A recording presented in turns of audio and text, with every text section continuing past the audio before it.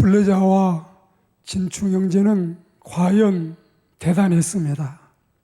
그토록 화려하고 휘황찬란하기 이를 데 없는 허영도시 쥐약거리를 다 지나도록 귀를 틀어막고 하늘을 우러러보며 주여 이 도시를 모두 지나는 동안 그들이 아무리 유혹해도 모든 물건에 대하여 욕심내지 않게 하시고 물건 하나도 사지 않게 하시고 아예 눈길을 주거나 쳐다보지도 않게 해 주옵소서.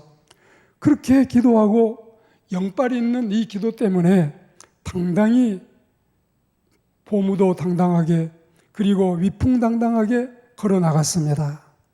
그 도시의 사람들은 순례자와 진충 형제를 보고는 의상도 다르고 말씨도 다르므로 이상히 여기는 분위기였는데 그들이 쉬어가라 해도 듣지도 않고 거저 먹으라 해도 먹지도 않고 물건 사는 거 고사하고 구경만 하라고 해도 못 들은 척하고 지나가는 모습이 희한했습니다.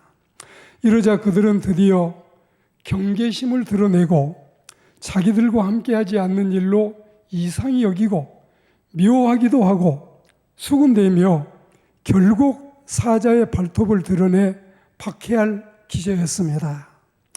요한복음 15장 19절 말씀에 너희가 세상에 속하였더라면 세상이 자기의 것을 사랑할 터이나 너희는 세상에 속한 자가 아니요 도리어 내가 너희를 세상에서 택하였기 때문에 세상이 너희를 미워하느니라. 이 말씀과 일치했습니다. 그렇습니다. 그리스도전의 생활은 세상 사람과는 전혀 다르지요. 난잡하지 않고 음란하지 않으며 주초도 맛을 모르고 도박에 탐닉하거나 마약에 손을 대거나 불의한 일에 가담하지도 않고 주일에는 예배드리지요, 봉사나 전도에 힘쓰지요, 11조 생활하지요, 우상을 배격하는 삶을 살고 있지 않습니까? 어디 그뿐이겠어요?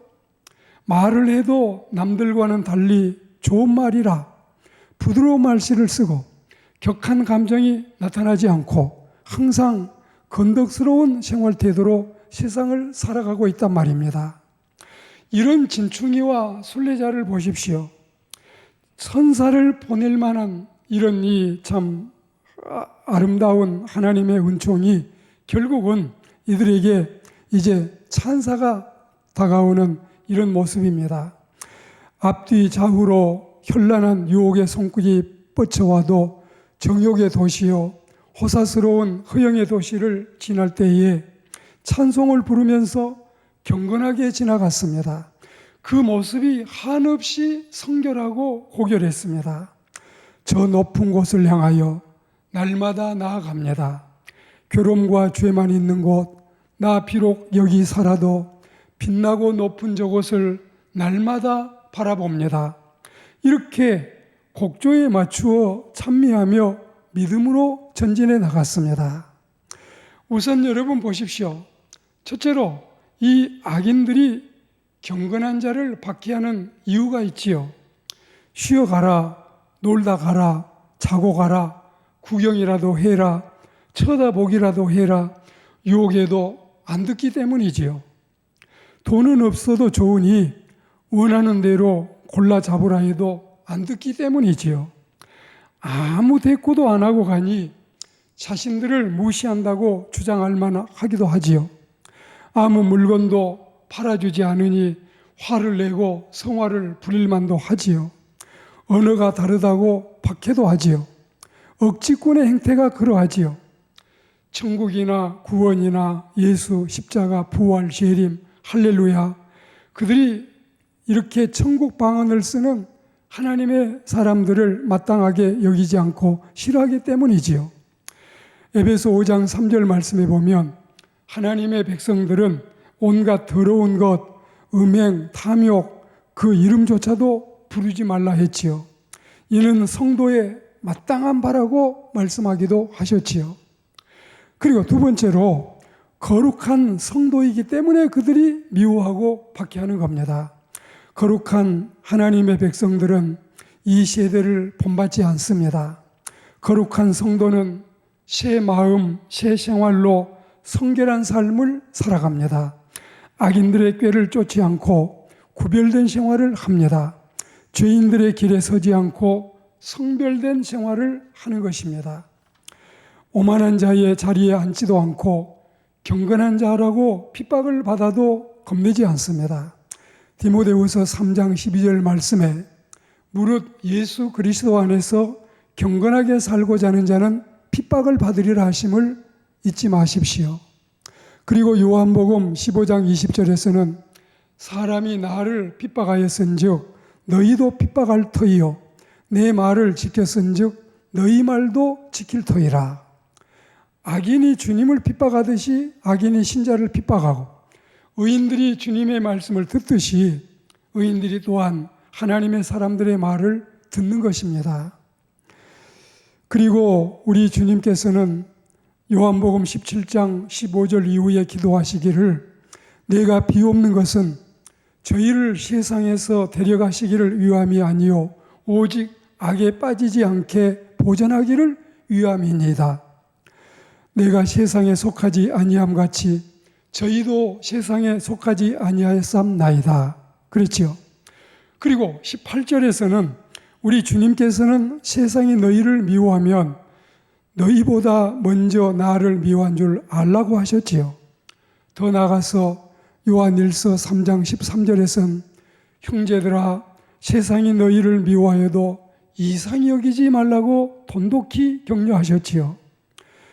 1788년에서 1824년까지 살았던 이 영국 출신 시인 바이런은 시를 남기고 떠나갔는데 나는 세상을 사랑하지 아니하였다. 세상도 또한 나를. 나는 그 역겨운 입김 밑에서 아부함이 없었고 그 우상 앞에서 나의 참을성 있는 무릎을 꿇은 일이 없고 마음에 없는 웃음을 뺨 위에 지어본 일도 없었고 허황된 메아리를 숭배하여 소리 높여 외쳐본 일도 없었노라. 나 서로 속된 무리 속에 끼어 있어도 그들은 나를 저들처럼 대할 수는 없었노라. 나는 그들 속에 서 있어도 그들의 하나는 아니었노라. 나는 세상을 사랑하지 않았노라. 세상도 또한 나를. 낭만파 바이런의 시가 우리 순례자들의 심정을 대변이라도 하는 듯이 공감하는 대목이 깃들어 있지요. 그리고 세 번째로 우리가 그들과 다름으로 세상은 싫어합니다. 첫째는 태도가 다르지요. 사치스럽지 않지만 단정하기는 해요. 둘째는 목적이 다르지요.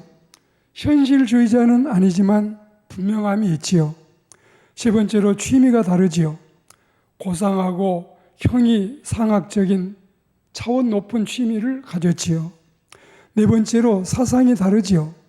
좌우, 보수, 진보 사상이 아닌 예수 중심의 사상을 가졌지요. 다섯 번째로 습관이 다르지요. 성령으로 충만해서 세인들과 구별되어 있지요. 여섯 번째로 모든 게 다 달라요. 인생관이나 역사관이나 우주관이나 경제관이 모두가 달라요. 고린도후서 6장 14절 말씀에 너희는 믿지 않는 자와 멍에를 같이 하지 말라 하셨습니다. 과연 그러해요. 14절, 15절, 16절에도 신신당부하고 있습니다. 의와 불법이 어찌 함께할 수 있겠느냐? 빛과 어둠이 어찌 사귈 수가 있겠느냐? 그리스도와 벨리알이 어찌 조화될 수 있겠느냐? 신자와 불신자가 어찌 상관할 수 있겠느냐? 하나님의 성전과 우상이 어찌 일치할 수 있겠느냐? 적어도 이런 엄청난 이유 때문에 신자와 불신자는 엄연히 다릅니다. 그래서 악인은 의인에게 미움받고 의인은 악인에게 미움받습니다. 그러합니다. 성도들은 세상 사람들과는 모든 면에서 달라야 되고 또 다르지요. 로마서 8장도 말씀하신 것처럼 생각하건대 현재의 고난은 장차 우리에게 나타날 영광과 비교할 수 없도다. 이 말씀처럼 우리는 장차 받을 영광을 생각하면서 지금 받는 고난이 힘들어도 기쁘게 받아들여야 하겠습니다. 그러나 오늘날 신자들은 세상과 너무 흡사해지고 있고 오히려 더 못할 경우도 있나니 너무 타협적이거나 세속적이어서 성결한 삶이 빈약하고 천국 언어와 하늘 말씨를 사용하지 않으니 별반 박해도 없는 것 같습니다. 우리는 사대교회처럼 그 옷을 더럽히지 아니하고 고난을 이겨내고 훗날 주님 앞에 섰을 때 칭찬받고 인정받고 면류관 받아 쓰는 저와 여러분들이 다 되시기를 주의 이름으로 축복합니다.